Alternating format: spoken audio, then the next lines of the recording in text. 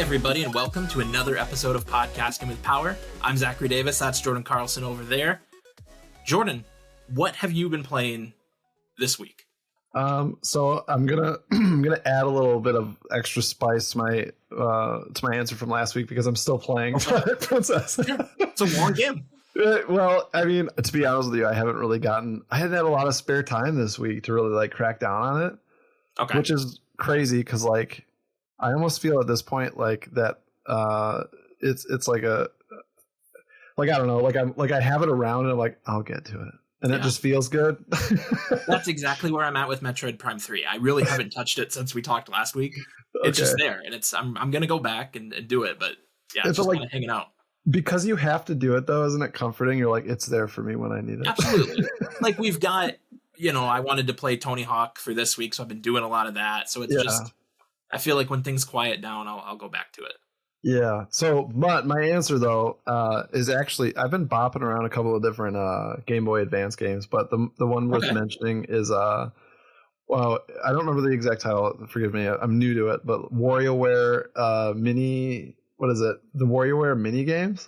Yeah, Mega Micro Games. Yeah, that's the one. I so Amanda and I were just kind of going through the virtual console on the Switch, and then I realized I had it, so I was like, oh man, I should play this on Game Boy. So I actually was booting it up, and just it's so funny to me. I know you and I have talked about this in the past, but just those mini games crack me up, man. You're still good. It's so good, and it's so crazy how it just everything catches you by surprise. Because I'm a fresh set of eyes on these because I didn't play these, so just I love the different themes, you're in the car and then he's got the little hanging guys and they'll fall off when you fail. But just the how fast they spring these things on you, and how simple they are and how quickly you can get caught off guard. It's just so funny to me. So I've been cruising through that. That's been my go-to little handheld game this week. That's a great game. When they brought the Game Boy games to the Switch, that was one of the first that I just played through because I hadn't played it in 20 years. But it's great. I really like especially the old WarioWare, the Switch or not the Switch, the Wii Smooth Moves. That is my WarioWare, and it's such a good as far as using the Wii remote to its potential. Yes, Smooth Moves is it, right? I remember that was honestly my first introduction to WarioWare a long while back. I remember you being into it and explaining it to me, and then I think I remember, I could be wrong by this, but I think it was Smash Bros had that level where it had things from WarioWare in it. I don't remember which arena. Yeah, one of them has a Wario. Yeah. Yeah, but I remember you talking about Smooth Moves, and it was just kind of this weird out there, goofy kind of thing. I just love that. It's really fun. So I just enjoy that. Yeah. The one I always hear, and I haven't played this one, is that Twisted, the other Game Boy Advance one with the gyroscope, is apparently the best WarioWare. I would love if they brought that to the Switch because they got Kirby Tilt and Tumble, so they can do it. All right, I'm going to take note of that. Okay. But yeah, look for that one if you haven't tried that one. But yeah, like I had mentioned, I'm kind of all Tony Hawk right now. We, little how the sausage is made. We record this on Thursdays, so Donkey Kong has just come out. We haven't really spent any time with it. We're gonna do that for you next week. Talk all about it because I don't know. I had texted you and said I don't think we're gonna beat this game before the next podcast. Yeah, and I don't know. I can see myself powering through it this weekend. Yeah, you think so? Okay, maybe. Okay, I like that because, well, we'll see. I think I know you. We were just talking right before we started, and you'd started it, you'd opened it up, you checked it out. So maybe you have a good feeling. I am very excited. That's what I'm going to be doing as soon as we get off here today. So I'm pumped. Yeah, I played very, very little, so I don't have. If it's that opening Nintendo, you don't get a great feel, but yeah. Okay, I wanted to ask you this. This is why I almost blurted out at you before we started. Okay. Did it? So opening. So first time seeing it on the hardware, it comes up on the screen. Did it blow your mind? How did you feel seeing it on the screen for the first time? It is. It's beautiful. I think I haven't been a huge fan. I like the Donkey Kong redesign, right? But I don't like the way that his fur almost looks like feathers, that texture. Yeah. But seeing it on the TV right in front of me, I felt like it played a lot better than it has just watching like the trailers on YouTube, right? Okay. So I'm feeling good about it. You know, movement feels good. It feels modern. It feels good. Awesome. Oh, good. Okay. I've been saving that little spice of sauce. Can't wait to open that thing up, dude. I'm so excited. It's the best. Well, speaking of opening things up, you know that I am an amiibo guy, right? Yes. And I wasn't going to do this, but I decided to pick this up on my way home today.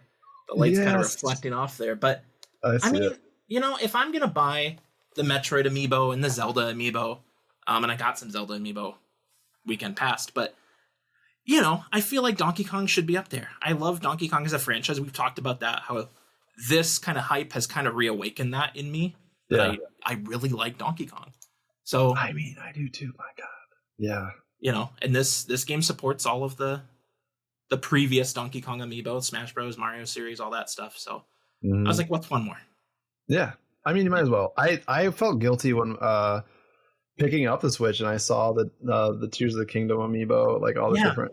I was looking at those and I was like, man, like, I mean, you know, I've never historically been an amiibo collector, but I have a ton of them. Yeah. But it's like, there's just something about having them though. Like, I don't need it, but like, there is something about wanting it. Like, I do want them. Well, I had skipped the Champions for Breath of the Wild, those amiibo. Yeah. So I kind of felt like I might as well just skip these ones too.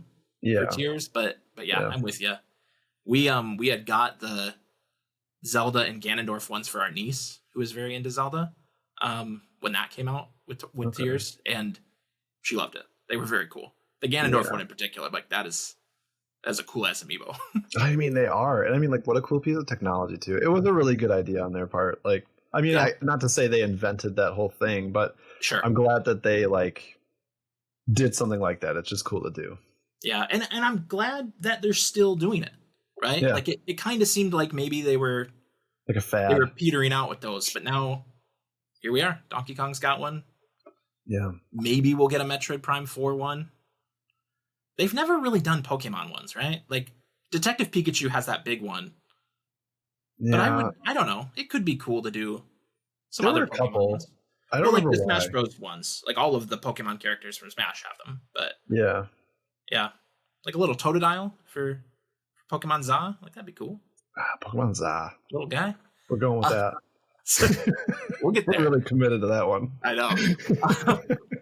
So our usual housekeeping. If you haven't already, check out our 2 previous episodes we've done on the podcast service of your choice: YouTube, Spotify, Apple. I have now gone through the rigmarole of getting it on, you know, Good Pod and Overcast and all the, you know, Good Pod. Yeah, the ones you probably haven't heard of, but we are there now. If you want to listen to us there, we're on social media at Pod with Power, and that's kind of it. You know, same old thing. Like, comment, subscribe, all that stuff really helps us out as we're getting started. But yeah, that's kind of all the housekeeping for this week. I mentioned this to you. I want to introduce a new segment to the show. Okay, and this is. Well, I think when we had originally pitched it, we were calling it Not on Nintendo. But our friend Haley suggested maybe calling it Non-Tendo. Yeah. And I kind of like that. Okay, I like it too. I think it works. So basically what I want to do with this is take things that maybe aren't in the Nintendo realm, so to speak, but we can relate back to Nintendo in some way. And the game that had me thinking about it was Astro Bot. So Astro Bot was a PS5 title that came out last year, won the Game Awards Game of the Year, was an excellent little 3D platformer. And I played through that. They've added some DLC as they've gone, and they just added another batch of these like challenge speedrun levels. And it is honestly one of the most Nintendo-y non-Nintendo games I've ever played. Like, it just has that spirit. Yeah. And have you played any Astro Bot? I haven't, but it's funny because I saw that you had put this down, and to be completely transparent, I'm not super familiar, but one of my other buddies, Justin, actually was telling me about this a couple of weeks ago, and as soon as I gave it a quick Google, saw it was the same thing. So I feel more I'm not going to say pressured, but I feel very enticed to check it out now that 2 people are telling me about it. So yeah, it's an excellent little 3D platformer. You're going about, you're rescuing these other bots, which are all themed around different characters from like PlayStation's history, right? Okay. So you're finding Ratchet and Clank, you're finding Jack and Daxter, you're finding Spider-Man. Like it's it's very cool. Okay, I like that. Yeah, and there's little nods to different things. There's some I don't even want to give it away. Like there's just it's such a celebration of like all things PlayStation in the way that Smash Bros is for Nintendo. Okay. And I would encourage anyone, that likes the kind of stuff Nintendo does, especially the 3D platformer stuff, to try Astro Bot. You got to. I mean, like they had a cool history of doing stuff like that. It's cool to see like they continue to put out stuff that has that same kind of like whimsical feel to it. They did a free pack-in with the PS5 called Astro's Playroom, which was kind of like a precursor to this. That was very much about showing like what the PS5 hardware could do. And it had a lot of these, PlayStation bots and things in it. But this is like a full-fledged game that I would highly recommend. Great. I actually have a PlayStation gift card burning a hole in my drawer. So maybe I'll check that out. Okay. I don't think that one's come to PC yet. I know some of the PlayStation stuff has, but... Oh, yeah, that's right. Yeah, I don't know. If we're talking Non-Tendo. Okay. Mine is kind of Nintendo, though. It's just not done. What I'm about to talk about isn't done by Nintendo. Sure. But I've been really into this for a really long time. Have you heard of Ship of Harkinian? So I have heard of this, and I only recently, when I played Ocarina a little earlier in the year, I was looking up stuff, and that came up, and that's kind of where it ended for me. I was playing it on the Switch, so this didn't really apply. But yeah, I'm interested to learn about what it is, really. Yeah. So like for those of you guys who don't know, so Ship of Harkinian, it's essentially a ground up rebuild kind of situation for Ocarina of Time. It's not completely rebuilt, but it is completely like retextured, and it's crazy. Like, so this full team just develops or devotes all their time to restoring Ocarina of Time to essentially like what it was kind of originally imagined to be. And there's all kinds of these different mods and things like that.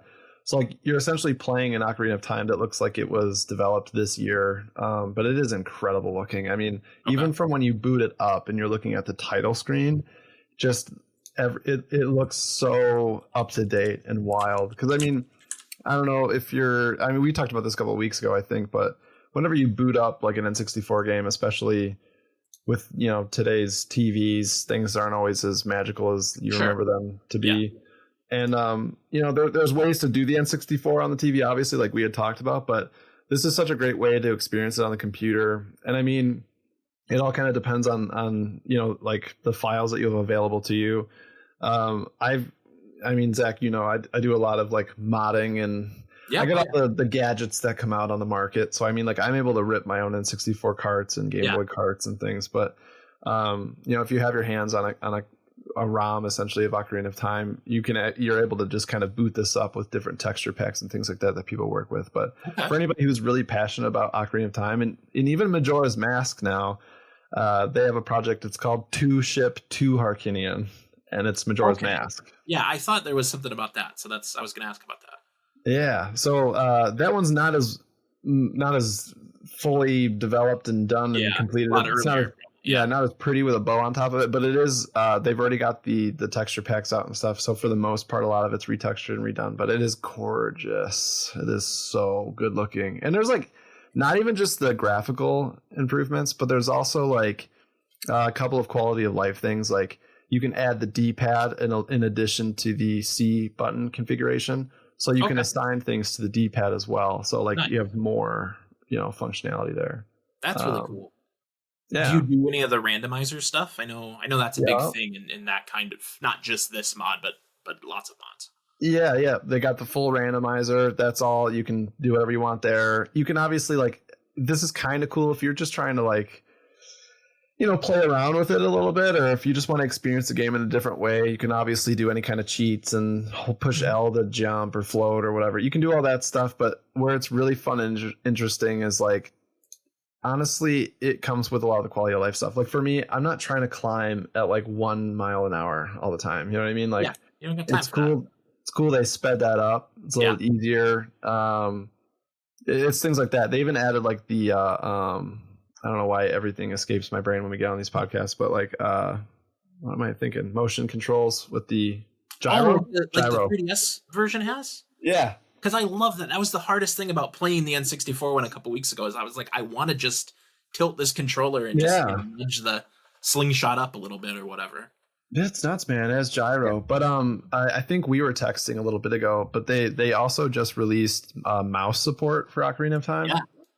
So all the ads, all the different articles about it were just kind of remarking on like Ocarina of Time, the best new PC game, Yeah, because you can play through it with your keyboard. But it's pretty sweet. So if you haven't seen it before, I definitely highly recommend checking it out. And you especially, you should check it out. It's great. I think so. Yeah, it looks very crisp. I'm looking at the website right now.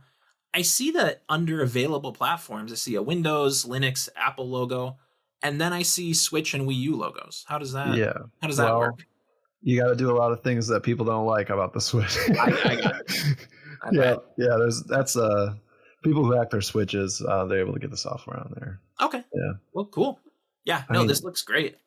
Having just played Ocarina, it's like, I don't know how soon I want to do that again, but I've always wanted to do the randomizer thing. I feel like I've been hearing about that for years.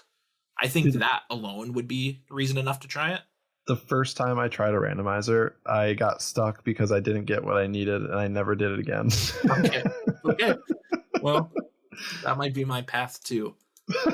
Well, that's cool. I mean, that's exactly the kind of stuff I want to talk about on segments like this. Like, yeah, they're very both things I think are very Nintendo-ish, but yeah, probably wouldn't come up in our normal conversation on the show. I think if I ever did like a Let's Play or playthrough of Ocarina, I'd probably use Ship of Harkinian just to kind of show that off, make it look kind of pretty, So let's jump into the Nintendo news stories this week. I've got 4 of them for you. I only had 3, and then as I was waiting for you to come on, I saw just on Reddit this last one pop up. But number 1, and we have to talk about this. This article comes from IGN, Tom Phillips. And it's titled, Who are the actors behind Link and Zelda in Nintendo's live-action The Legend of Zelda movie? So I think the article you had sent me was maybe from a different publication, but yeah, same gist. So Nintendo has announced the actors set to portray Link and Zelda in its upcoming live-action The Legend of Zelda film. But who are Bo Bragason and Benjamin Evan Ainsworth?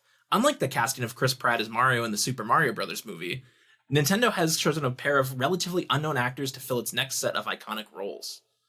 And this, kind of goes on for a bit, goes through kind of who they are, and Benjamin Evan Ainsworth is he's English. He was in The Haunting of Bly Manor, which I never watched. I've heard good things about that on Netflix. I didn't either, but I always meant to. It was one of those things I was like, I'll watch it for sure, and then never did. Yeah. He was the voice of Pinocchio in the Disney live-action remake. I probably can't pull it out for the show and tell, but I've got a little Pinocchio here that I was given. My mom gave me this. Oh, man. Didn't know where that was going. Yeah, exactly. Look at that. It's like, it's like a little wooden Pinocchio. Hold on a second. Where did that come from? It's on my desk here. Where on earth did it come from? I don't know where she ordered it from. I mean, I love it. It's charming. I'm really glad it's got a Disney Traditions tag. Yeah. When I was a kid, I had a little stuffed Jiminy Cricket. Treasures. You got a lot of blurry treasures back there. I do. I'm hoping this will be the last week of the blurry treasures. I'm trying to figure out the treasure situation, but yeah, no promises. But yeah, I happen to have Pinocchio sitting on my desk, and our new Link happened to voice Pinocchio. Yes. Most recently, Ainsworth starred opposite Bryan Cranston and Allison Janney in a comedy drama indie film, Everything's Going to Be Great, which received a limited release in theaters last month. Bo Bragason, Nintendo's pick to play Zelda, is also British. She has been seen... I'm not super familiar with a lot of this stuff. She was in a CGI Final Fantasy movie that I do remember coming out. She played young Luna in that. It's Kingsglaive, Final Fantasy 15. Okay. And it says her breakout role came from... She played the younger sister of Renegade Nell in Netflix's fantasy drama of the same name, which I'm not familiar with. I don't know Renegade Nell. And then she was also in the BBC murder mystery miniseries The Jetty. So I think the takeaway here, and the article kind of goes on to speculate, I think the takeaway here is that our Link and Zelda are relatively unknown. They've been working, they're both proficient actors, it sounds like, but they're not, it's not like that Mario cast where it was just star after star after star. Yeah. And I'm curious what you think about that. Big risk. Sure. Big risk. But dude, I'm trying to be real about it. I don't know, to be completely honest with you. Like, I don't know, because I'm glad, like, there's like two ways of looking at it. In one way, I'm glad that it's not somebody where there's already tons of preconceived notions about. Right. So there's that. So like, I like that. But at the same time, dude, I'm such a bandwagon guy sometimes. Like, honestly, like I hate it sometimes about myself, but like, I love Tom Holland, dude. And I like all those those ads, like they'd come out and they're like, Tom Holland played Link, and everyone's like, oh my God. And I was like, could be all right.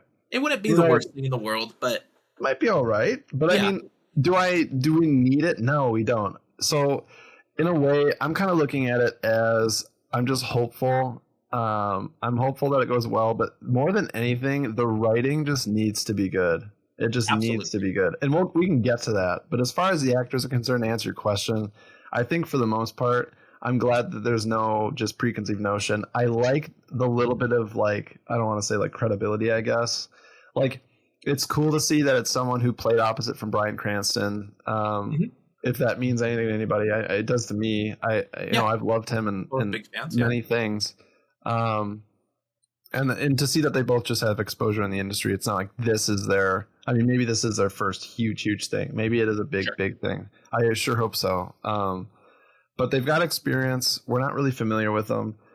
And to reference Tom Holland again, dude, I didn't know who he was when he played Spider-Man. So, you know, he knocked their socks off. He's an excellent Spider-Man. Yeah. So I'm kind of trying to think about it that way, because there's a lot of, worry here. And like I said, I'm the same, but I'm trying to be optimistic about it. I want to love this so bad. So I think when I think of Zelda, I think that franchise in particular brings out the artistry of Nintendo more than anything else they have in their stable, right? Like, you look at stuff like Breath of the Wild and Tears, but going back even further to, we're talking about Ocarina of Time, but especially like the Wind Waker, right? Yeah. That game is just so, it knows what it, it has a strong visual identity. It's got great music. And I'm hoping that maybe that's the way they're trying to approach this movie. And I'm hoping that this is kind of putting us in that direction. Like, they're not just trying to find a name to carry the film and get people to see it. They want, I'm hoping that they have really figured out that these two are right for these two roles. Yeah. That's a good point. That is a good point. So this article kind of speculates that maybe they will bring in a big star for maybe one of the older characters. They suggest Ganondorf, maybe Impa. And they kind of jokingly here mention Jack Black as Ganondorf, but and I don't think that's the fit. But could you see them doing that? Like, maybe that is a more established, and I don't know who that looks like, but could you see maybe the bad guy of this movie being like an A-list actor? I think so. Yeah. Except I don't know why my head goes here, but like, that reminds me of, as a kid, don't judge me, this is going to be a very judging thing. Okay. That reminds me of seeing Spy Kids and being like, I don't know who these two kids are, but there's George Lopez. Yeah. I knew that's where it was going. I could see his head superimposed to that thing. Yeah, we talk a lot about 90s and early 2000s movies on this podcast. Have you noticed that? That's why we're on a Nintendo podcast, I think, where we talk about old stuff. It works. But I'm still excited for this movie. I have my worries. It's the guy, one of the producers of the movie, has produced some great stuff at Sony. We both love Spider-Man, and he's been behind a lot of those. He's also been behind the Spider-Man movies that don't work, and especially a lot of the villain spin-offs they've done in recent years that really don't work. Man. So, I've got hopes. Can I just ask? I don't want to go too far on this tangent. I know we want to get through the news, but do you have like any kind of theory or hope? What is your hope for the story? Like, if you, not to get like super wild or make it up, but like, do you have a game that you're kind of hoping they follow of the Zelda series? I mean, and this would never happen, especially not for a first one. But I mean, the one I would like to see would be Wind Waker. Wind Waker. But I don't see that being what this is. Not to start a franchise like this. I think it's going to be not quite Ocarina of Time. I agree. They're pushing Ocarina very heavily right now. Yeah. Alongside the two modern, because we've got Breath of the Wild, we've got Tears of the Kingdom. It's possible they could adapt either one of those. You probably start with Breath of the Wild. But they're putting out these Lego sets, and it's like, here's the Deku Tree from Breath of the Wild, but also the Deku Tree from Ocarina of Time. And it's like, okay, that's cool. That's iconic. But I'm hoping they're kind of trying to position that as like, this is the Zelda story. I'm excited. Right? Because it's kind of adapted from Link to the Past. Yeah. Honestly, man, would that be cool if they did that, though? A Link to the Past. Sure. I'd be really into that.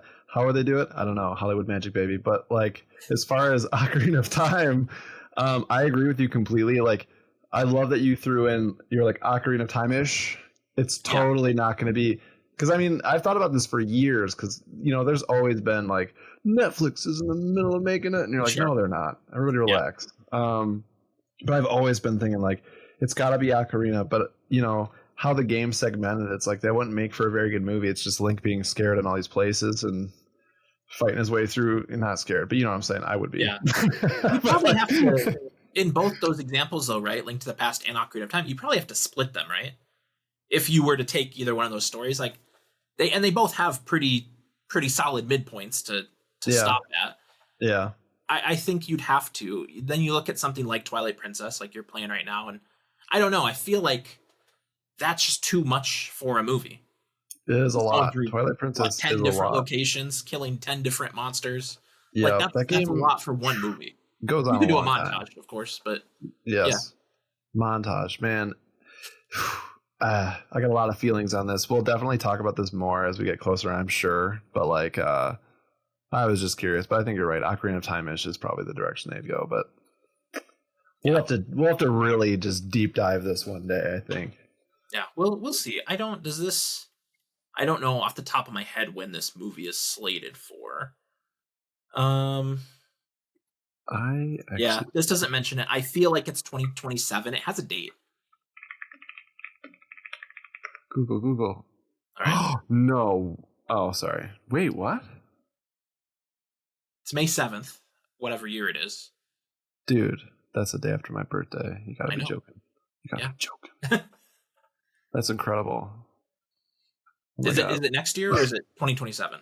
2027. Okay. What a treat that's going to be. I could cry. Well, we will definitely talk more about the Legend of Zelda movie as we go on, as we get closer to it, as more news breaks. But let's move on to story number 2. And I hate to actually make you cry with this one. Analogue 3D, the Nintendo 64 remake, has been delayed again. Tariffs blamed for shipment pushback to, quote, late August. This is Mark Tyson at Tom's Hardware. Premium retro console remaker Analogue has updated the FAQ page for its long-awaited reimagining of the Nintendo 64. The big news is that the Analogue 64 is delayed again. However, the delay doesn't seem to be extreme, with shipments now being touted to begin in late August. In a social media post on Tuesday, Analogue blamed last week's sudden tariff changes for the change of plans.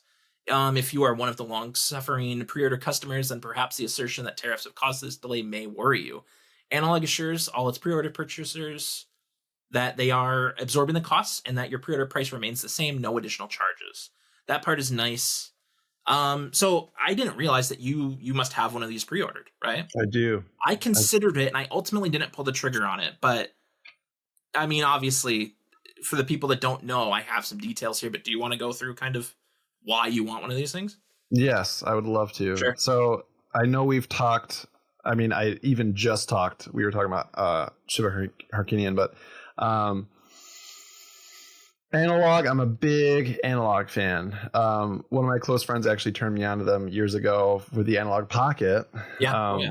Which, so anybody who don't know is real quick. It's basically a modernized Game Boy Play. It's the only handheld emulation device that plays the real thing. Like you can't. There is nothing else. Right like in. it. Yeah. And it is absolutely gorgeous. The build quality is phenomenal. I am not exaggerating. It is just an electric product. Like, I love it. So naturally, I've been following Analogue and the products that they make and they put out. I've had a couple of different ones go through my hands, a couple other different console variations. And this one was teased 2 years ago, year and a half. It's been a while. Yeah, this one teased in 2023, announced in 2024. Yes. Yep. So we teased it 2023. I was immediately turned on to it. And then, yeah, pre-orders went live last October. I was on it. Like, I was dialed in on this thing. And we can get into it more about what it is, but essentially just very broad. It's an N64 in the same kind of fashion as the Game Boy I was describing. It's a very modernized N64 that will plug into modern TVs. Yep. It's going to upscale to 4K. You can use your original controllers, all kinds of Bluetooth capabilities. Like, it's going to be just absolutely gorgeous. And if I didn't buy into the company so much, I would not be tagging along. The thing about this news, though, is that it was fully expected. Like, I waited 2 years, a year and a half for my Analog Pocket the first time around. Right. Okay. I waited forever for that thing. And I mean, I just had a feeling it was going to be the same thing around this time. So, I mean, I'm buckled in. It's bad news. This one is kind of an act of God situation. Like, I understand it. Yeah. It's not their fault, it sounds like. Yeah, it's not their fault. I guarantee you, though, it would have been anyways, regardless of tariffs. Like, there's no way. They were probably like, something happened, we can blame it on the tariff. You know, like, there's no doubt. But it's going to be worth it when we get it. I know it's going to be worth it, so I'm excited. Well, you don't have to wait too much longer, so that part's nice. Yeah. It does sound like they're giving options if people want to refund their pre-orders, all that stuff. I'm very interested in this, but like I said, I didn't pre-order one because with the Pocket, and I still never got one of those. Once they put out the color variations, like that looked like the different, Game Boy Color. Yeah. It's like, well, they're probably going to do something like that for this, right? The N64 had a lot of, different shells. Yeah. So, maybe that'll make me pull the trigger if we get to that point. You know what's mind-blowing about this, though? Is the Pocket sells for the same price. I think maybe even a little more. This is $250 US. Yeah. So the original, the OG Pocket, the black and the white ones, those are $250. The ones you're talking about, they did more premium versions. Okay. But like, I was a little blown away that this is only $250. I don't know if that's just like the baseline where they like to be. I know for a fact that other stuff isn't only just $252, but the Pocket though has, it has a screen that's going to drive your cost up. It's an OLED screen, correct?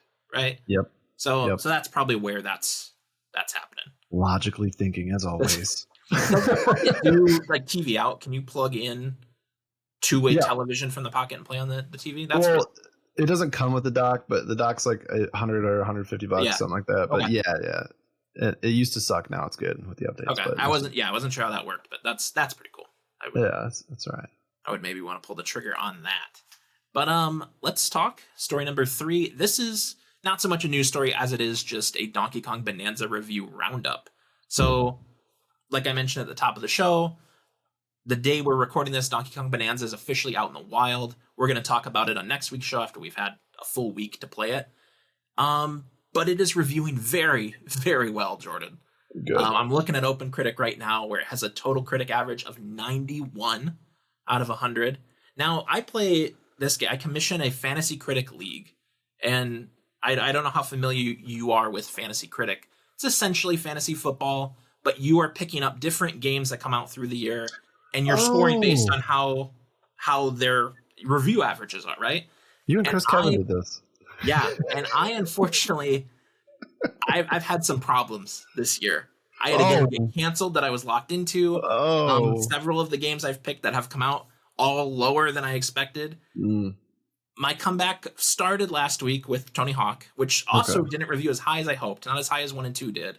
Still good, though. Still got me some points. But Donkey Kong is really the thing where I'm like, I'm a contender again. A 91 average, that is excellent. It's getting 10s out of 10s. There you go. Yeah. Does this... That's great, though, to hear. Because I know...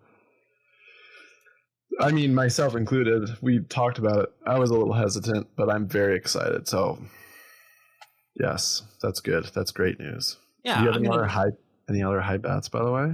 Like, what's your next big bet? So the rest of the year is pretty stacked for me. I've got Ghost of Yote on the PlayStation. I've got Hollow Knight Silk Song. So that could get me some points.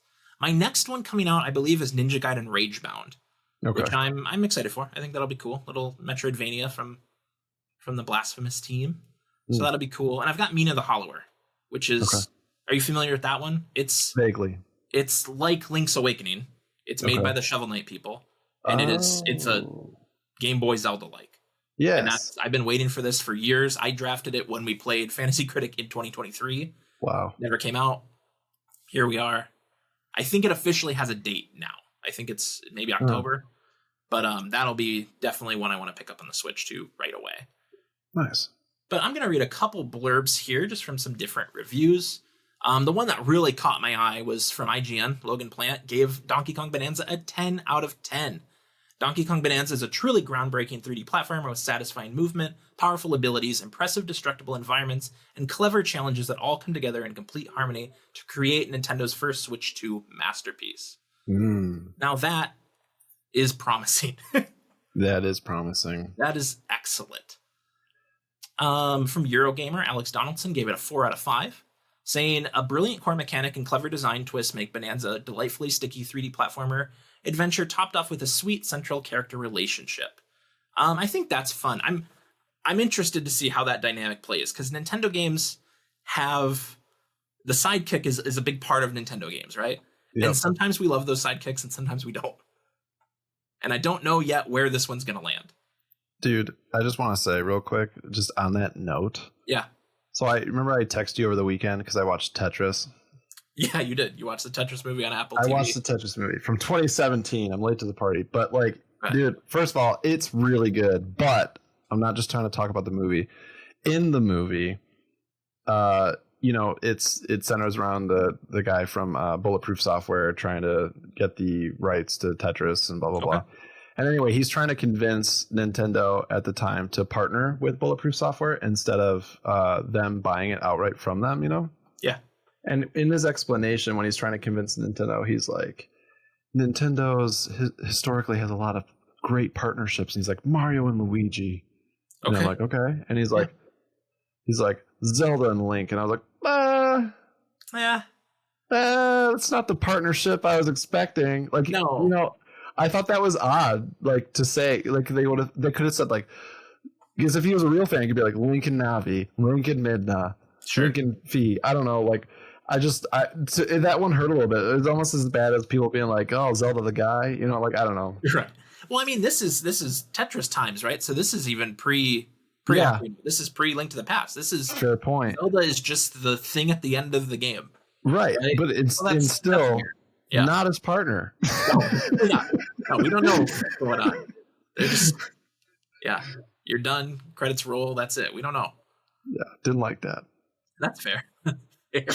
Let's move to our last story. This is the one that broke right as we were about to go live, and that is that Nintendo is conducting another one of its play tests for Nintendo Switch Online. This is coming directly from Nintendo. So it says, we will perform a test called the Nintendo Switch Online Playtest Program. That's a mouthful. Related to a service for Nintendo Switch Online. You must have an active Nintendo Online Plus expansion pack membership to apply. If you are accepted, you must have a Nintendo Switch Online Plus expansion pack membership or a Nintendo Switch Online membership. It's a lot of words to say just one little thing. This is a test of the same service for which we performed a test in October of 2024. Participants will need to download exclusive software to the Nintendo Switch 2 system or Nintendo Switch system. And that's all I have here. It goes into details about how to apply. You have to have already been a member by the day we're recording this, July 17th. You have to be 18, stuff like that. I did apply for this the first time and I did not get in. I don't know if you tried to apply for it and if you participated. I didn't. And I vaguely remember it. People were talking about, it seemed like it was a test for maybe some sort of MMO sort of experience. And beyond that, I don't know. It didn't sound very exciting. I'm curious to see if this is more fleshed out, if maybe this has more personality to it this time. Yeah. Are you going to try to get into this? I think so. Yeah. This time around, I'll try. We'll see what happens. I mean, but like you said last time, it didn't really grab my attention, honestly.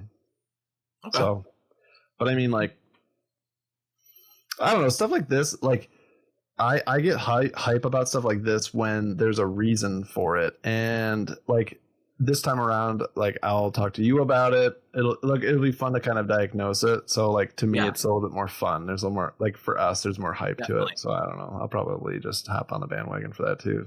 It's such an interesting thing that like the original test had no character, no IP like associated with it. It was just a very general tech demo-y kind of thing. And that's very much how Nintendo likes to develop a lot of their stuff, right? They come up with a concept and then they start looking around and going, okay, does this fit Zelda? No. Does this fit Donkey Kong? Yes. Like, and then that's kind of how they choose. So I'm curious to see if they already have something in mind and this is just kind of the tech behind it. Or if this is going to be just kind of a ambiguous, like, just are they going to be Mii's? Are they going to be just little wireframe characters? Like, I don't know.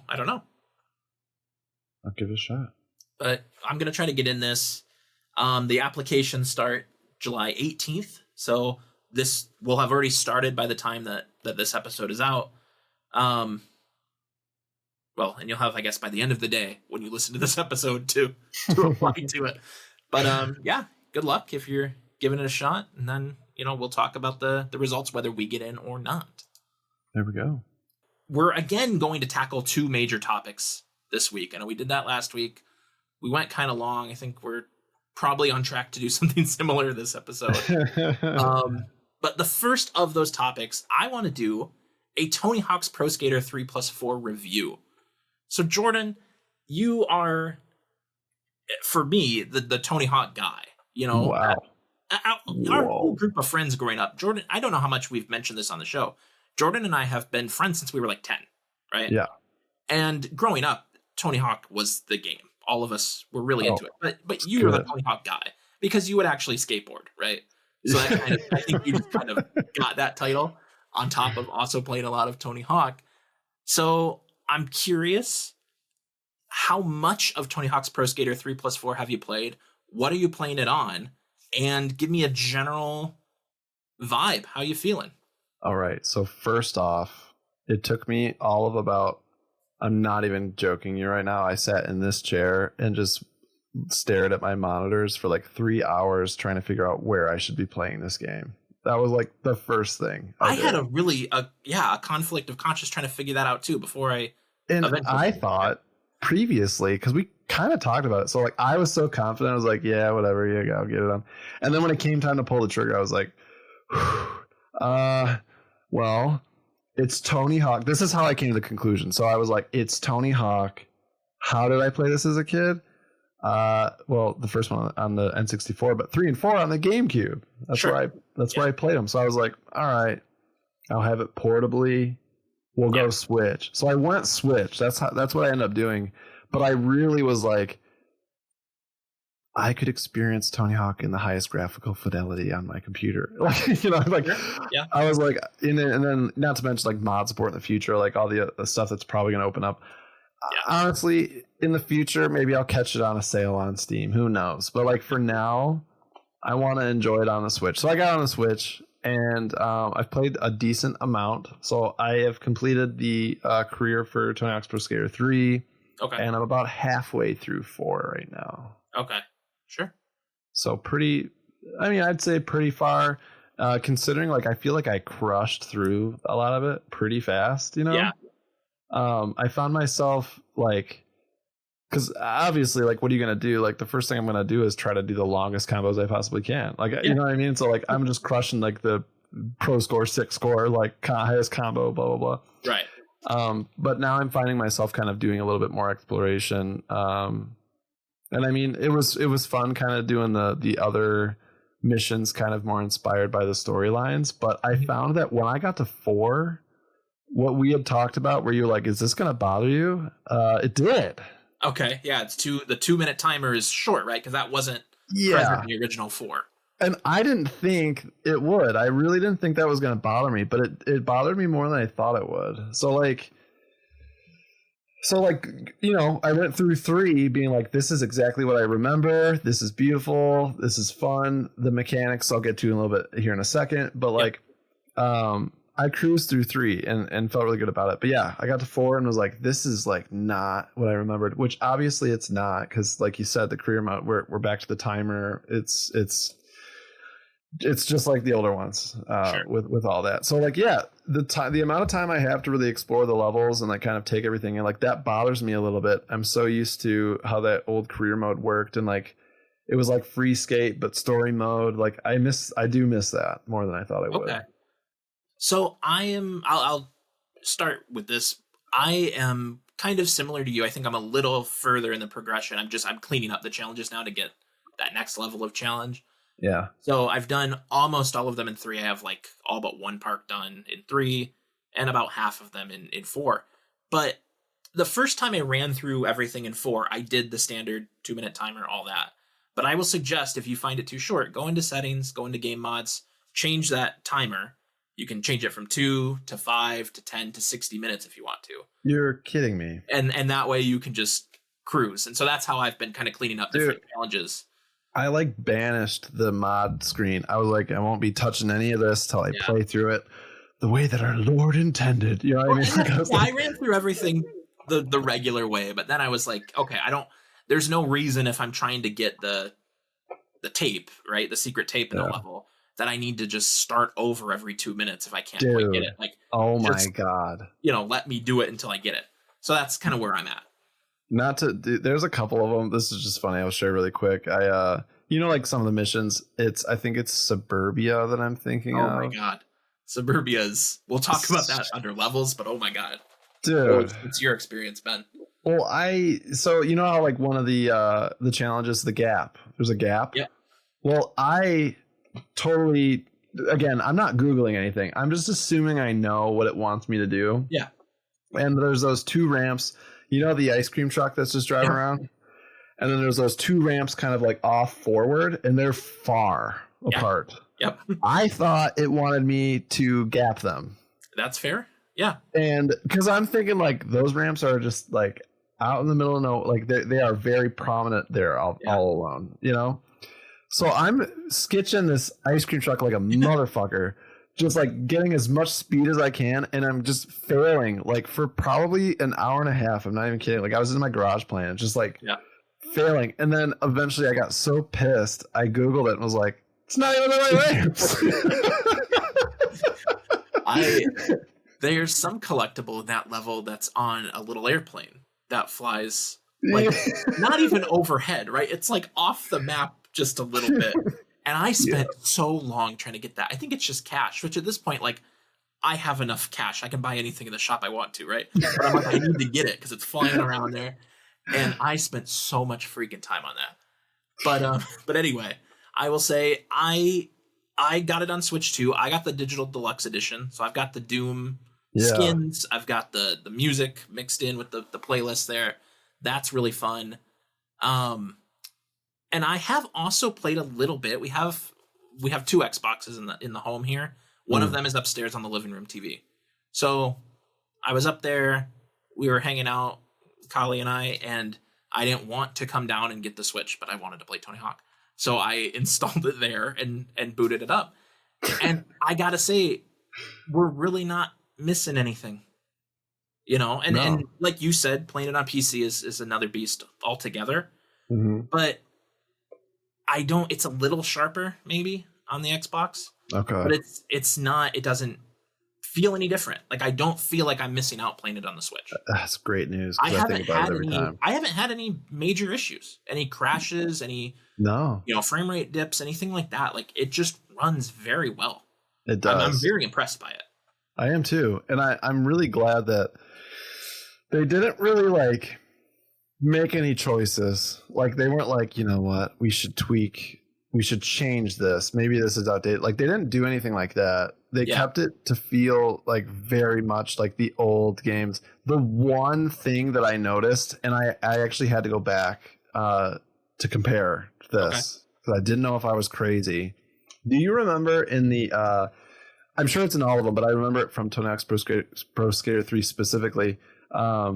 in the cheats, there was one called like expert mode. I'm not sure that I do. No. So expert mode made it more like real life. You weren't getting crazy hang time. Okay, sure. So you would, land as you would in real life. And I noticed the hang time is less. It's less. Okay. You spend much less time in the air off your ollie and off the ramps. Like, I'm not saying that it's like realistic like expert mode kind of was, but it's definitely less time, because crushing like those combos and things, it's not the same. And like I said, if you go back, I encourage anybody, if you're doubting this, go back, try it. You're gonna find out real quick, because I swear to you, those combos, it was not as easy. So I have noticed, and this, I mean, is going to play right into the joke last week that I'm bad at Mario Kart. I feel like I'm not quite as good at this one as I was at the 1 and 2 remake. And I've been trying to pinpoint why. Like, what is different? Like, it's, 90% of the time it's exactly the same, but there are combos and tricks that I can nail so easily on that just they're not working here. And I don't know why. And I think that might be it. Thinking about it, you're right. I'm trying to pull a 900 and I'm like, I'm not high enough. Like, it's just not happening. Dude, I was doing a 540. I was like, why am I having so much of a hard time doing a 540 right Sure. now? Yeah. But, I think that's a great way to segue into kind of how the game feels, how it works. They nailed the feel with the 1 and 2 remake. And that was a different team. That was Vicarious Visions. This is Iron Galaxy. But I like that, like you said, it's almost identical. It feels so similar to that remake, and I think that was the right choice. Because when they did that weird remake remaster thing for Xbox 360, that was 1 and 2, I played that with you, and I remember that was weird. That just didn't feel right, and we couldn't really, it didn't work for us.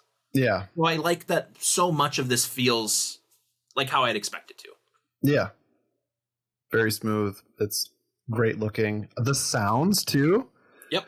Love the sounds. Like, in the old ones, whenever you grind something, it just did the classic, just same noise. It didn't matter what you were, But like this one, like you get that like pull sound. Like there's a variance in like the different sounds that you have. And like, I love hearing the different, like, this is so stupid. It's like ASMR skate music here, but like the wheels kind of sliding, like the squeak, like the, like I love that. They paid a lot of attention to detail in that way, and it really paid off. It just feels really organic and nice. I don't know. So what I'll say on that note, so like I mentioned, I got the digital deluxe that came with Doom Guy, right? And he has like a cool little hoverboard thing. And so when I first launched the game, this is who I played as. And I go and I'm doing all that, and the hoverboard doesn't make any noise. Oh, and I was boy. like, I paid for this. Like, this sucks. Like, this, like, it felt so off. You can, I guess, unlock another regular board for him. Yeah, exactly. No, like Tesla electric car noises, like the orchestra pulling in. No, just silent. And the other skin, the Revenant skin, does have a standard board and sound to it, and that's cool. But yeah, I was like, oh, this was a choice. Like, I hope they maybe change, give you an option at least down the road. But they're like, James, did you finish the sound clips for? And you're like, oh, take the wheels off, make it a hoverboard. Oh God. So this they did make some choices when it comes to levels in this game. I know all of the levels from Tony Hawk's Pro Skater 3, which again, I'm not really familiar with the original 3 and 4. You are. But from what I understand, all of the levels from 3 are here, and most of them from 4 are. There are a couple of missing levels, and then there are 3 new levels. Yeah. So tell me, like, what do you feel those missing ones, and how do you like the new ones? So for 4, so let me think for a second. So on 3, I don't recall missing anything. So I think all of them were represented. On 4, I'm not all the way through yet, but I think it's missing. It's not the zoo, is it? It's the zoo is there. I know Chicago is one that's missing. Chicago. Yeah. Oh, Chicago's the one with the drawbridge in the original. There's a drawbridge and you can arrow. Oh my God, that one was sweet. I would miss that one. But as far as the level go, talking about the new ones, I think they were done.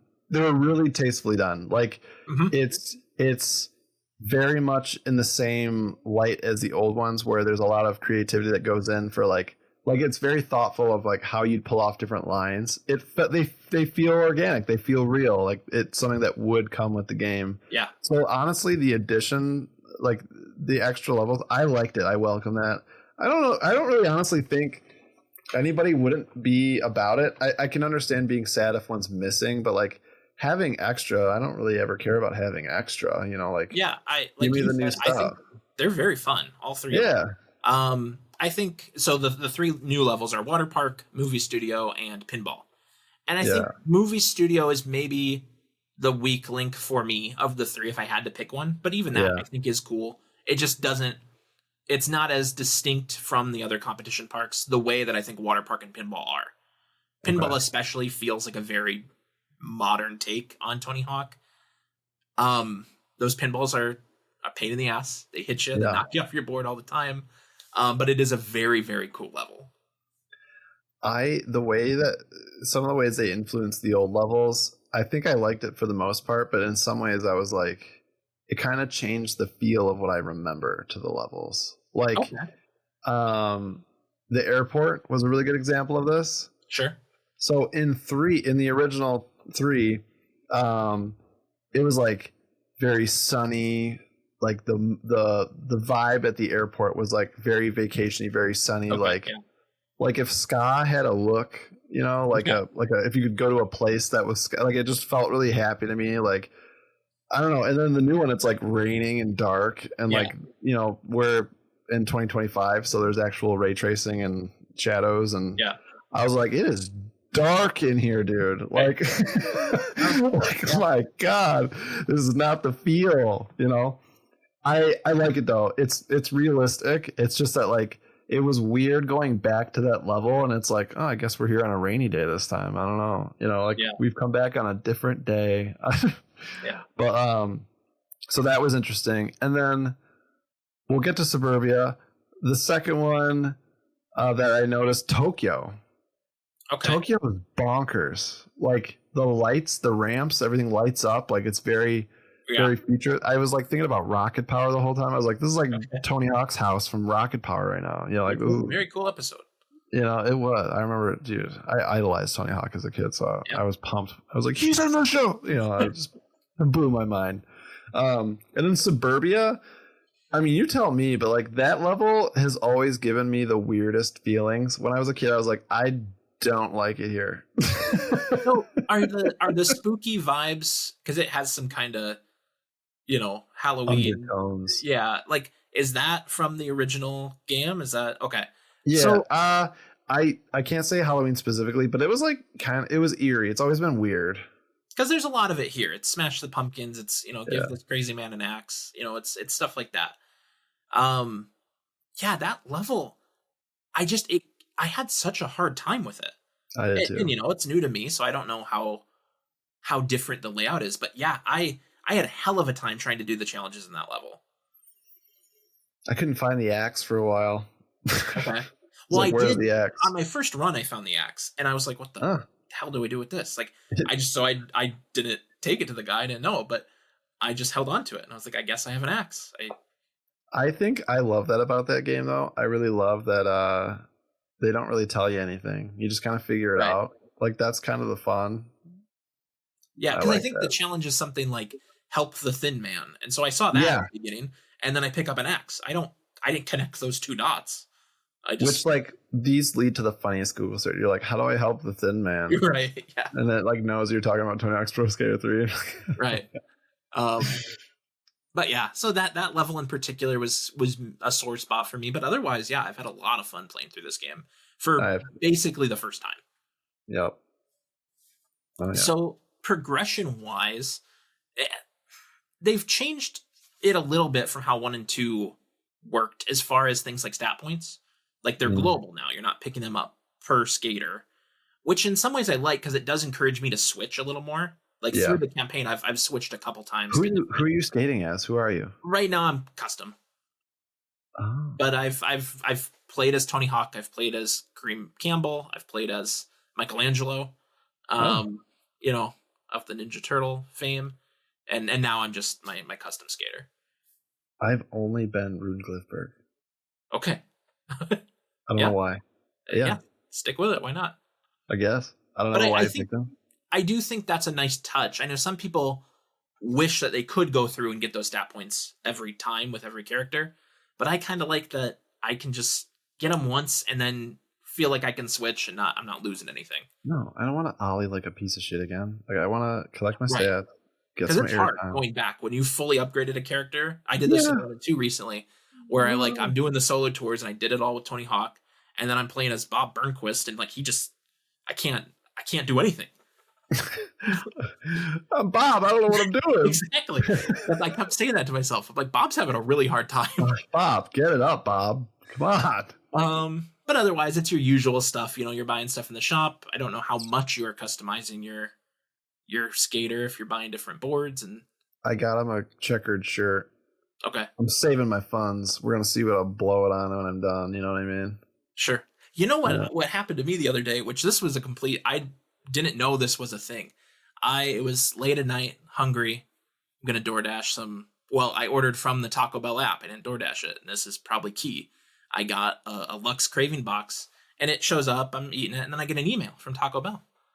And it has a code for an exclusive item in Tony Hawk's Pro Skater 3 Plus 4. And apparently they're doing that every week for like the next 4 weeks. There's a different thing.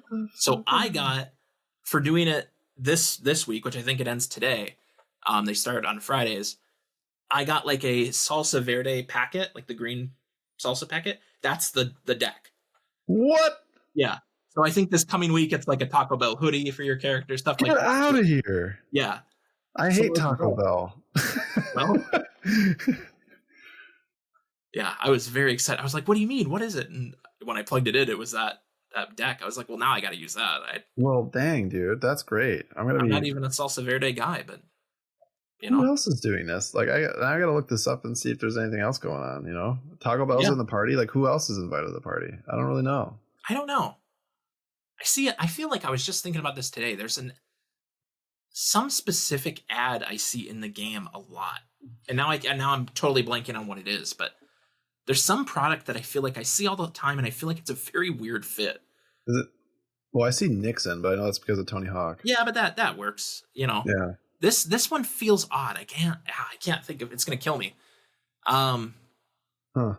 So, as far as playing the game, are you very much just doing the tour? Like, is that, or are you kind of exploring other modes like online, create a park, things like that? I have not done anything but career mode. Okay. I'm kind of like trying to experience them in segments, which, hindsight now that we're recording is like probably a bad choice, but like I want to I don't know if that's just how I am, but like I want to tackle things one thing at a time, and I wanted to get a feel for the game through career mode first. That's why I was telling you, like I saw that there was a mod screen, and I just was like, nope, and because I knew if I'm afraid to I don't want to turn those on or be enticed to do it. Like I want to feel out how everything is naturally first. And I think that's a good way to do it. I did drop into a little bit of online. Specifically for this discussion. I have not touched Create a Park yet, but I did. So I don't remember this from 1+2. It has all the normal competitive modes in there, but they had a mode in here called Hawk, which was you're hiding letters throughout the park. There's like a phase where everyone's skating around, you're dropping your 4 letters, and then it starts another phase where everybody's skating around trying to collect those letters. What? That is how fast sweet. you get them, and if people get all of yours. What? So basically skate from the career, but you're dropping Hawk. Yeah, exactly. And it's like a hide and seek kind of you're placing them wherever.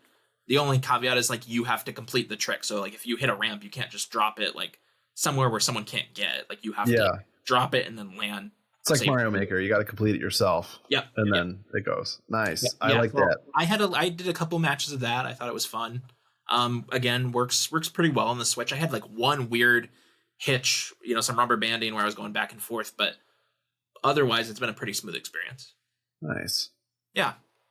So I'd recommend that. And then we're definitely going to, probably tie this into what we talk about a little later.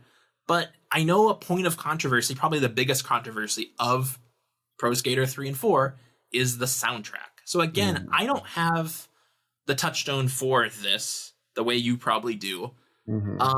So I'll just start by saying I think the soundtrack in this game works. I like it. It's got a good amount of variety to it. It's got some new stuff. It's got some old stuff. But I think the problem here is it doesn't have all the stuff. So how do you feel about this soundtrack? I'm more flexible about this than I thought, but I think it's because the iconic songs for me that I remember were pretty much carried over. So like a lot of the stuff that I was looking forward to hearing is on it. Yeah. And then the new stuff is tastefully done. Like I actually downloaded 2 songs from the game that I have never heard before and was like, that's good. Like, which, I mean, to do at 33 years old. Yeah, I know it doesn't happen so much anymore, right? No, but like not only that, but like I remember doing this, you know, in 4th grade, and now here I am. Well, not downloading the same way, but like I remember going to trying to find the band and get the CD and go buy it. You know what I mean? And now it's like, oh my god, like it's just crazy. Like that game influenced me as a kid with my music, and now here it is doing it to me again as an adult. It's like Toy Story, dude. What the fuck? You know, like so. I think that's what really makes the soundtrack is such a big part of Tony Hawk and always has been. But I think that's why it works for me. Like, because it's the same thing. There's plenty of stuff in there that I recognize. But yeah, there's, you know, you've got modern stuff, you got Run the Jewels in there, you've got, you know, newer songs I recognize, and then you got newer songs I don't. And I'm having fun, you know, kind of going through it, because 1 and 2 added some stuff. It did have most of the original soundtracks in that one, but this one does a thing where I guess they have some bands and artists from the original games, but their song in this is different. And the one that stuck out to me was Iron Maiden. I forget what the original song is, but it's like 2 Minutes to Midnight is in this game. And it was Number of the Beast from the original. Okay, is that what it was? Yeah. Yeah. I'm trying to remember the other. There's another artist that did the exact same thing, because I heard it was like, this is not the original choice here, but it's fine. It's interesting. Like I want to know why, but it's fine. You know. Yeah, I know. So the one that the only one that really sticks out to me, because it's one of my only memories of playing 4 as a kid with you guys, is TNT, AC/DC. That's right. And AC/DC music is very expensive to license now. It probably was not as expensive in 2001, 2002, whenever these came out. So, you know, things have changed a lot. So that was one where I was like, okay, but I hear TNT all the time. I don't, you know, I'm okay. And I could just play it on Spotify or, you know, wherever else. So it's not that big of a deal. Yeah.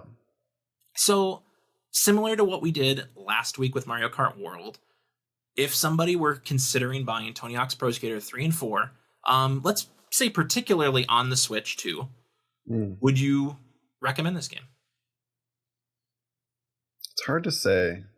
So like, okay, are you if you're a fan, if you played these games as a kid or just played them in the past and enjoyed them, then yeah, I would. But if you're not, I don't know. I honestly I'm a really, you know, like we're saying, like I'm a big fan of the games. I really enjoy them. I really just have such fond memories of the old ones. So like to me, you know, we've talked before, I'm a big nostalgia guy. So like to me, it brings back a lot of memories, and it's giving me new ones as an adult, which I love and appreciate. But as far as like if you're brand new to it, I mean, sure, if you love skateboarding and all that, but if you're just looking for another game, I don't know that I would recommend it. I wouldn't say it's bad at all. It's really fun, but like there's so many other skateboarding games now. There's other choices out there. And I think that Tony Hawk coming back is an answer to those of us who've played the old ones, but is it the choice for all skateboarding games? I'm not sure. If they had changed the story mode and made it original, I think my mind would be, I would think differently, because you would get that like chummy kind of humor back, like all that kind of stuff. It'd just be kind of a different experience. It's kind of like that early 2000s Jackass experience, you know, with the humor and the jokes and all that. Mm-hmm. But without it, it just kind of feels like another arcade skateboarder game. And while I love and appreciate that, I don't know that I would recommend it for somebody who's brand new. Interesting. Okay. Yeah. That is not what I expected. So coming at it from a little different angle, I do think it kind of works not having experience playing specifically these games, but I did play a lot of 1 and 2, right? So I am coming from that at least. And I think I can't put my finger on it, but those feel much more easy to pick up and play. The 1 and 2 remake. And I do very much wish that had a Switch 2 version, right? I like you said, I think if you've enjoyed any of the Tony Hawk games, this is an easy pickup on whatever platform. Absolutely. But you're right. I guess I don't know if you've never played a skateboarding game or a Tony Hawk game. I don't know how. I don't know. I think maybe I would point you towards 1 and 2. I think they work a little better in that format, the 2-minute format, like we're talking about. And especially by the time you get to the 4 levels, like those levels are big. Like playing them with the 2-minute timer is difficult, like just to get around them. So I'm kind of with you. I 3/4 recommend this, I think, but have a good way to play 1 and 2 remake. Maybe opt for that. Yeah, by all means, if you've enjoyed them in the past, I think I would recommend them. It's just, I didn't play a lot of 1 and 2 when they came out, so I skipped those because those weren't as memorable to me. These ones were, so I was more about it. But. So, and then I'm gonna kind of sneak this question in right at the end here.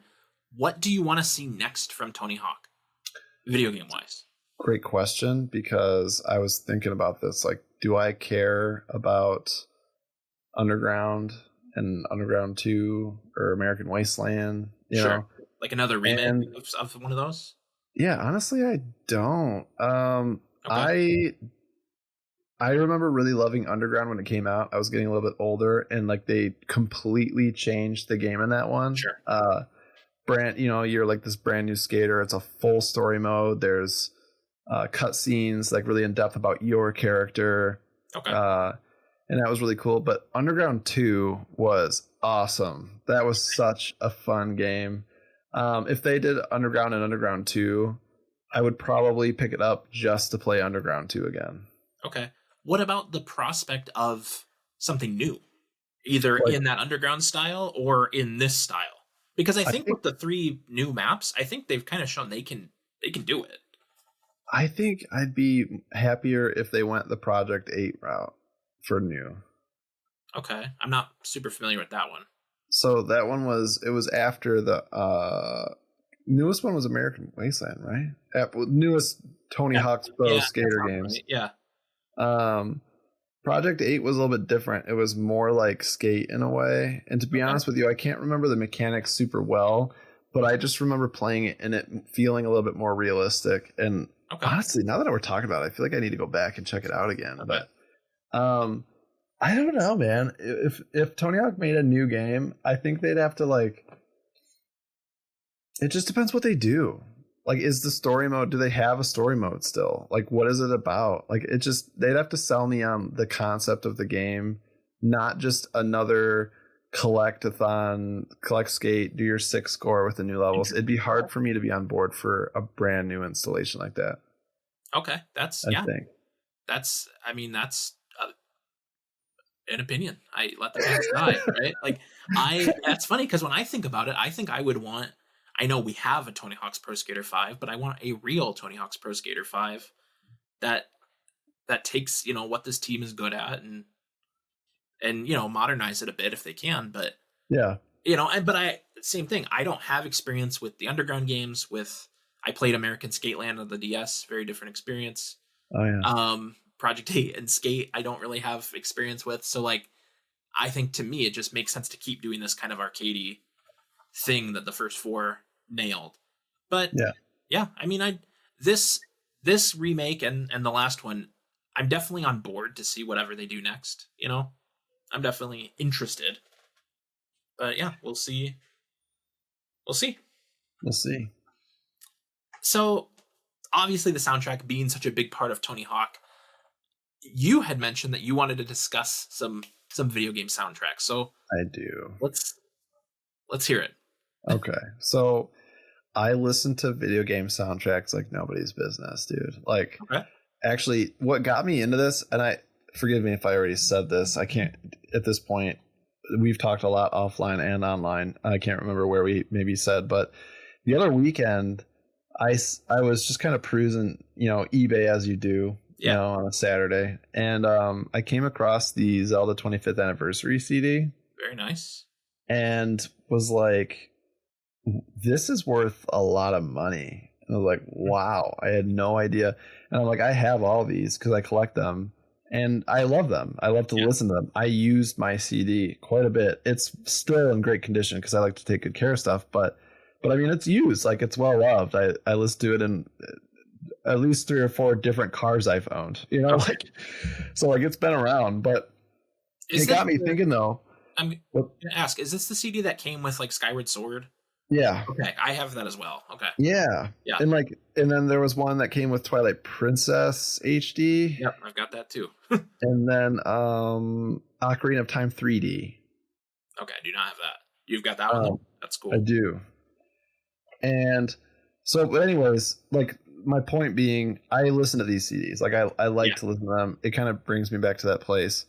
And but not only just like those orchestrated games, but like also I'll listen to like weird stuff, like, and this is kind of where I'm gonna get into it a little bit, but like Bomberman. Okay. Dude, I know you're a big Bomberman guy. Yeah, I'm a big Bomberman guy when it comes to like N64, and I'm not a little bit of the Game Boy here and there as a kid, but Bomberman 64 was a jam. Like that was a big that was like other people's cousin game for me. Okay.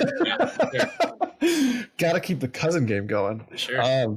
But no, the soundtracks to those games, like today, for instance, at work, I was listening to the Bomberman Hero soundtrack, and there's a song called Redial on there. And it's just like, it's just real groovy and jazzy. Yeah. And I just love that. And it's like, I don't know, it's like a way to experience the things that you like when you're doing something else. And, we're obviously full grown ass adults now, so we work, and it's nice to kind of escape that a little bit with a little bit of a soundtrack, So I've got a bunch that I'd like to dive into, some of my favorites, but before I do, so I gave you Bomberman. What do you have anything like that? Do you kind of jam out to some video games? Jam out to like outside of games, because I think I kind of approach this from just the soundtracks that really stick with me. But I do same thing when I'm driving around or just longboarding, something like that. I occasionally do put on game soundtracks. The ones that come to mind are the ones that are very much a vibe. There's some atmospheric stuff that like I think the Halo soundtrack, for instance, like makes that game, right? But I'm not going to listen to that on a run. You don't need all that chant. Watch you trying to break a sweat or something like that.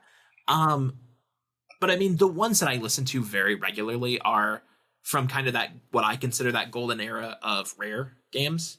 So the Donkey Kong Country soundtrack, Banjo-Kazooie, DK64, Star Fox Adventures.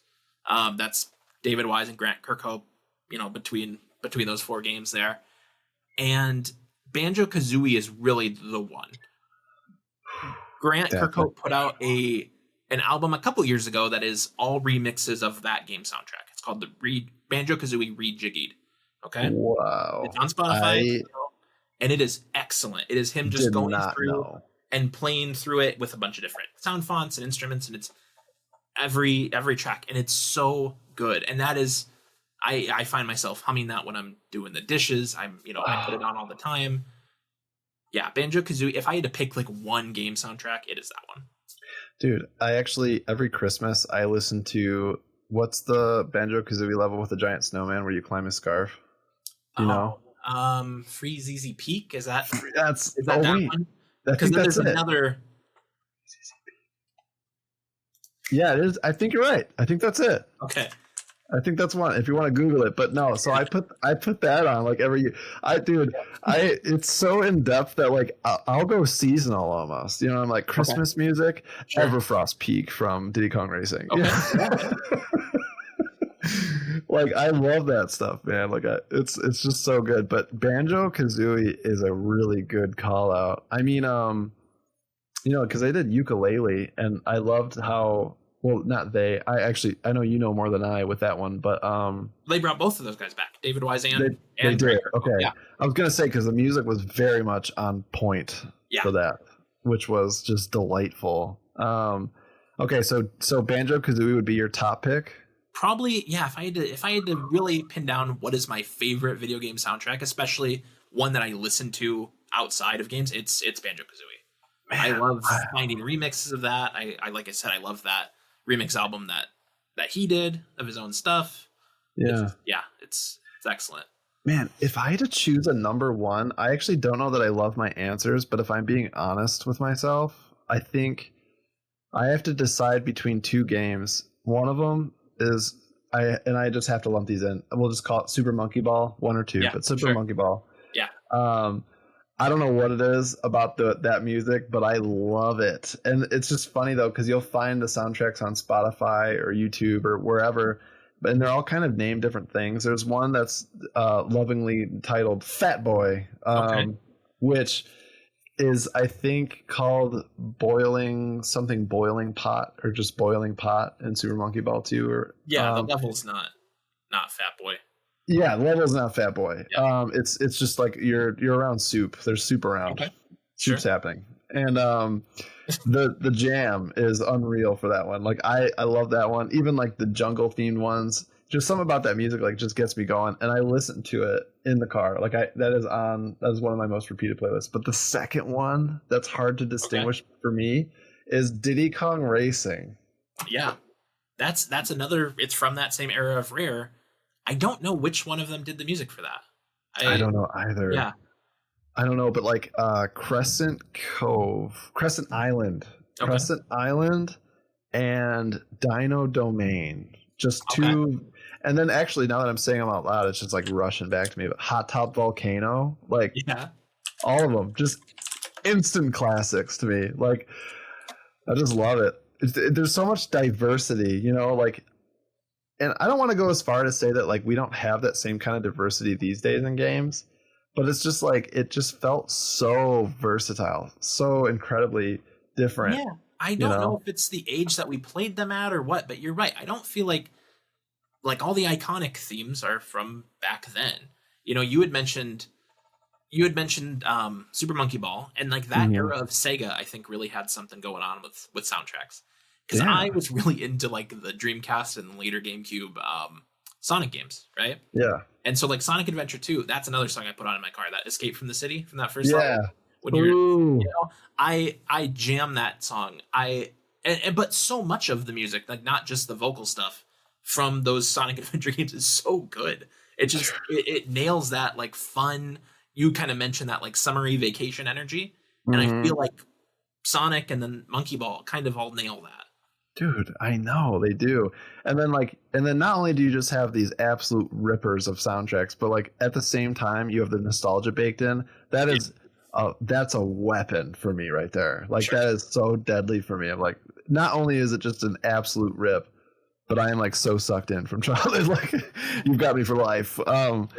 There's other ones too though, like, so if we're not talking about like jamming, there's other ones like relaxing, for instance. Like I want to say So Bad this is my favorite one, but honestly it's like I said, Diddy Kong Racing and Super Monkey Ball just take the cake. But the Twilight Princess Zelda soundtrack for some reason above, I think, like you mentioned Wind Waker earlier, and that's tough because Wind Waker is full of fucking bops. But like Twilight Princess, Kakariko Village, which traditionally isn't one of my favorite themes, is so good. Like it's so relaxing and I love it. That's a good pull for relaxing. I don't think of Twilight Princess music as relaxing though, and I'm not talking that track, because when I think of Twilight Princess, I think of like that overworld theme where it's like da da da da da da. You're like, oh my god!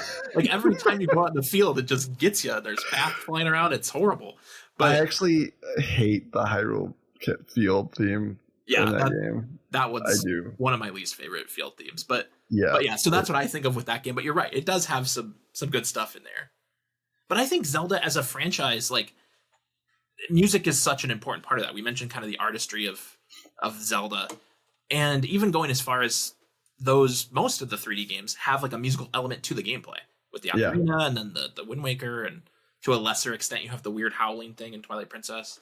But yeah, like those soundtracks are just incredible. Again, going through the N64 games recently, like you just realize there's song after song after song. Oh man, and I mean like Skyward Sword, like that game just it gets you, you know, like oh my god, at the end, you know, like that music is just touching. They're so good at it. And like when I think of those moments in games, first of all, how good of a game, like a game's got to be good to get you like that, you know what I mean, where you're feeling it. And there's some music from like older games like Yoshi's Story. I don't know what it is about Yoshi's Story, but that title music comes on and I'm like, whew, this is wild. Like that music comes on, I'm like, I've grown up, I am old. Like it just gets me, man. I don't know, but like it's so good though at the same time. Like it's just paired so well with the game. And Yoshi has always been all of the different like Yoshi's games have always been so different and diverse, you know, like it's nuts, like the different textures. Like looking back on it, honestly, when it was happening in front of me, I didn't even realize like how diverse those games were. But looking back on them, looking as deep as, you know, like, you know, there's Yoshi's Woolly World, right? Yeah. Oh yeah. You know, there's that. But I mean, like when you're looking back on Yoshi's Story, like I obviously knew it was called Yoshi's Story, and I knew it was out of the pages of a book, but like just the way that it's presented, it's like a kid's book. It's like it just I don't know. They did such a good job with the music. It just really ties you in, you know. My God. And I think when we talk about Nintendo and soundtracks, like Koji Kondo is the one, right? The Mario guy, the Zelda guy, like. But then you've got games like Yoshi and Pikmin that have, and Animal Crossing that have kind of more of a laid back soundtrack to them and a distinct feel, and that's all Kazumi Totaka, right? Like he's doing those, and not all of the music, right? But he's I think he was the guy they like what you hear in Yoshi's Story, the Yoshi sounds. I think that's him. Like he was very involved with like the sound and music design of that game. And like I like that like Totaka's song is like a thing in Nintendo games, that like so many of these games have a thing that you can do to trigger this little melody. You know, and that's cool. It has such a little legacy to it. Yeah. Love that kind of hidden stuff, hidden secrets. Yeah. But then you get these are kind of cheating, right? But like Smash Bros, I mean, come on. It's especially Ultimate, like it's one of the best video game soundtracks of all time. And it's of course borrowing quite a bit, but it's remixing a lot of that stuff. It's you're bringing back old stuff. Like they just it's incredible, some of the cool things they can do with decades worth of game music. Oh yeah, I know. I remember Melee really, as far as Smash Bros goes. That was definitely the first one where you're like, oh wow, they're doing something. They're really they got their own flavor going on these. Yeah, you know, I like that. I always like a good sauce. And then even more recently though, like Mario Kart World, I feel like there is so many little things you'll hear, little melodies, and you're like, oh, that's from Mario World or whatever, and it's like, yeah, that's that is one of the things we talked about, kind of that feeling of the open world, and the music I think does a lot to help sell that. Dude, the music in Mario Kart World, they have kind of a different feel, different identity. Yeah, it's just honestly the soundtrack in Mario Kart World is probably one of my favorite things about that game. Yeah, it's just so full and it's interesting, and there's throwbacks. It's great. It's a whole package. You got Mario 64 there. Yeah, we don't have. I mean, yeah, Dire Docs was really good. Honestly, I feel like for Mario 64, I exclusively listen to like lo-fi remixes of it.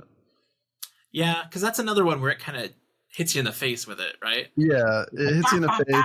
And you're like, oh. Yeah, okay. I'm not a Bob on Battlefield guy, but like Dire Docs, fired up. The file select music, come on. That's excellent, yeah. It's so good, and it's just charming, but it also gets me right in the heart. So it's like, lo-fi renditions of it. I'm like, oh my god, I'll lose it to those. I love that. I'll have to look into some of that because I bet it's pretty cool.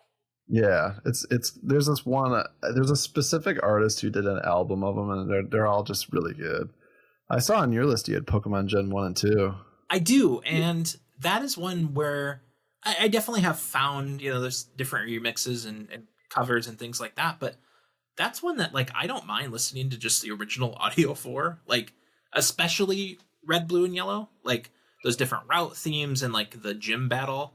Like, there's just, like, an epicness to that that's, I don't know, and it probably does remind me of being a kid facing the different gym leaders and the Elite Four and all that, but yeah, there's something fun if I'm just wandering around, hiking or something, like, yeah, put on some Route 2 or something.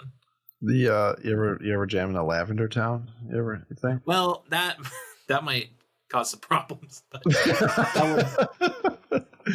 yeah, we didn't really talk too much about bad soundtracks. I know, when you initially kind of put this in our notes, I don't really have any examples. The Lavender Town thing, of course, I don't think is very pleasant to listen to. But no, do you have any that stick out as being like bad that take away from your experience playing a game?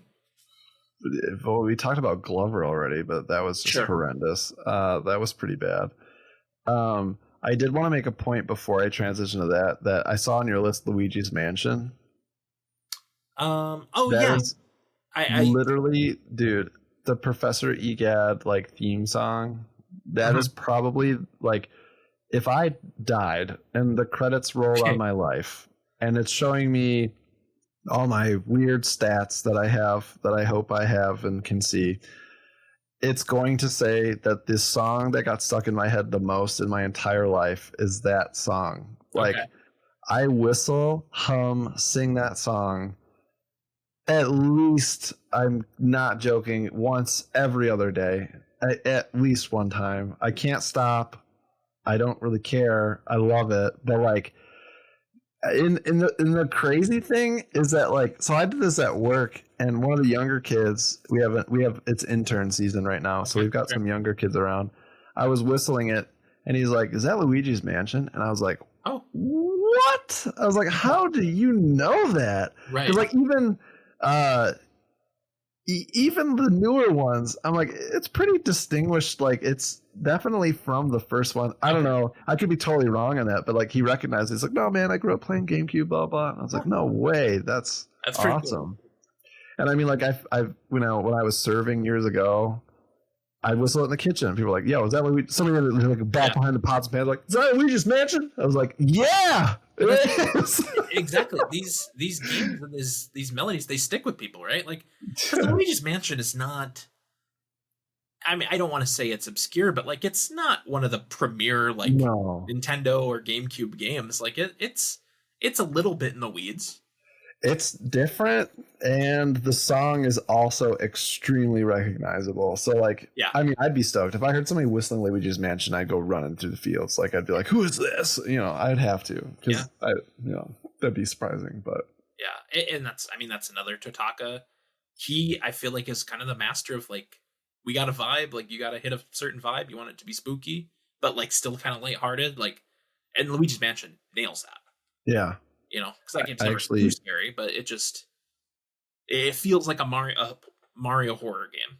If that makes sense. I mean, dude, if we're being real, if you're playing that by yourself and it's dark out and you're alone, it's gonna be a little weird. It's gonna be a little weird. Let's just be adult about it. Yeah, it's gonna feel weird. You're gonna be a little scared. It's okay. It's all right. Yeah. Hey, look, I'm totally comfortable in it. It's gonna give me the jeebies, Okay. Well, we wouldn't want you to get the jeebies. What do you say we land this plane? Let's land the plane. All right, let's land the plane. This has been Podcasting with Power, our third episode. We're making headway in these episodes, right? We're up to 3. Yeah. We've recorded 3 fun episodes.